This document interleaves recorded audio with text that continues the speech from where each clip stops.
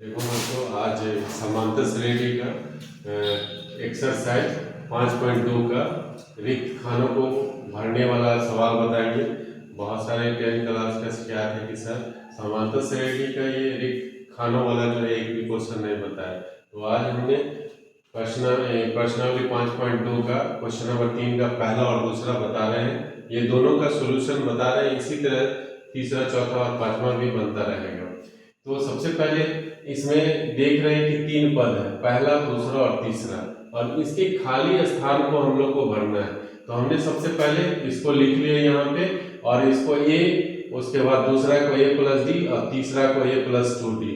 तो यहाँ पे इस सब दोनों को इसमें दोनों में दिया हुआ है, तो समीकरण 1 और 2 इसको मान लेंगे।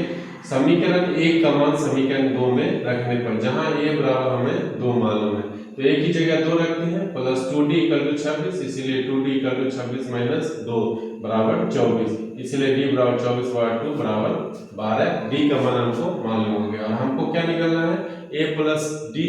तो a का पहले से पता चला हुआ है हम लोग को मान 2 और d का मान 12 है। तो ये रिक्त स्थान को हम a प्लस d बराबर लिखेंगे 2 प्लस 12 अर्थात 14 यानी 14, इसीलिए a प्लस डी बराबर 14। यहाँ पे हम लोग a प्लस डी की यहाँ पे हम लोग कितना लिख सकते हैं, यहाँ पे 14 लिखेंगे। इस तरह से हमारा एक क्वेश्चन कंप्लीट हो गया।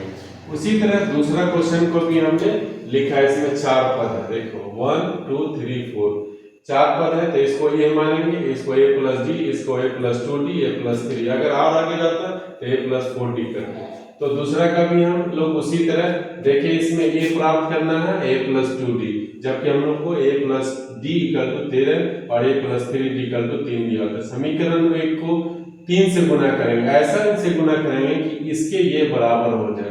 तो 3 से गुना करेंगे तो 1 घटा 2 से, क्योंकि हम लोग रैखिक समीकरण में पढ़े हुए हैं कि समान पद में समान चिन्ह आने पर घटाव की क्रिया होगा और समान पे जोड़ने की क्रिया होगा।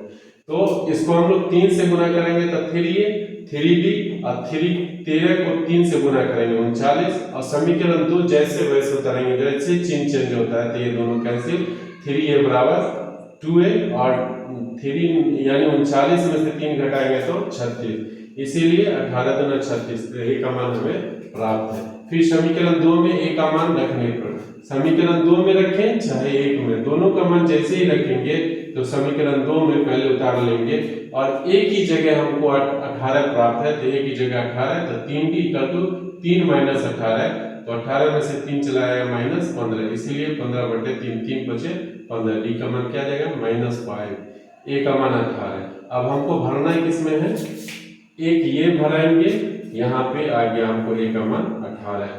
फिर दूसरा में भरना है a प्लस 2d, तो a प्लस 2d, a का मान 18, 2 गुने d का मान यहाँ पर लिखेंगे -5, तो 18 और 5 को 2 से गुना करें 10, 18 में से 10 चला जाएगा तो 8, a plus 2d equal to 8। प्राप्त रिक्त खाना हमारा पहला में क्या भरेंगे, पहले में भरेंगे 18 और दूसरे में भरेंगे 8। इस तरह से हम रिक्त खानों को आराम से भर सकते हैं। और ये 2 सवाल हमने बताया है, 3 अच्छा आप लोग खुद अपने से देखेंगे प्रैक्टिस करके। नहीं बनेगा तो फिर मैं नेक्स्ट वीडियो में फिर इस क्वेश्चन को भी हम बनाएंगे, और इस तरह के सवाल को आप प्रैक्टिस करते रहें तो और अच्छा रहेगा। ठीक है, जय हिंद।